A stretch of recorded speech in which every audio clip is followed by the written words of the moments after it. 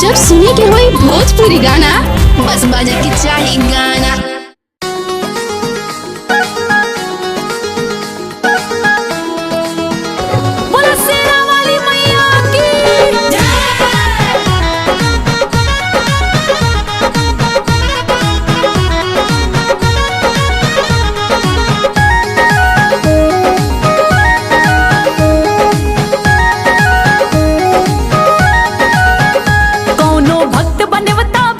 सच्चा मन से बात दोहरवले,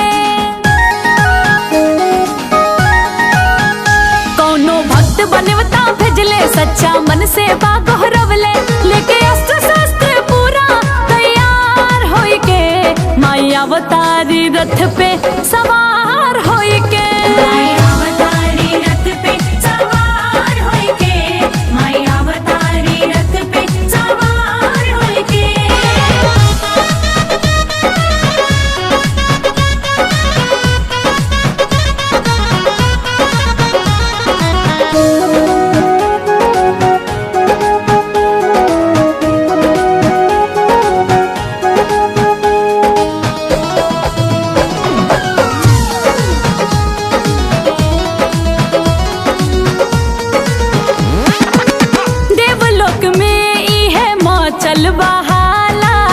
धरती पके करा दुआरी रथ जाला, धरती पके करा दुआरी रथ जाला।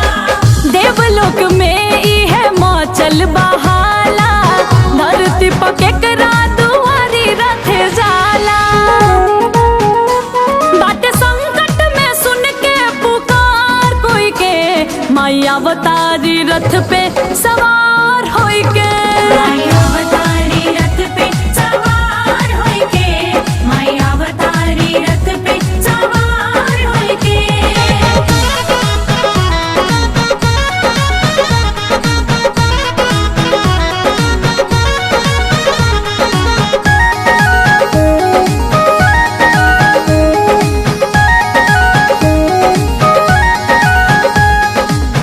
आम आदमी चाहे राजा भिखरिया, राखेली माई मोर सब कर खबरिया, राखेली माई मोर सब कर खबरिया। अरे आम आदमी चाहे राजा भिखरिया, राखेली माई मोर सब कर खबरिया।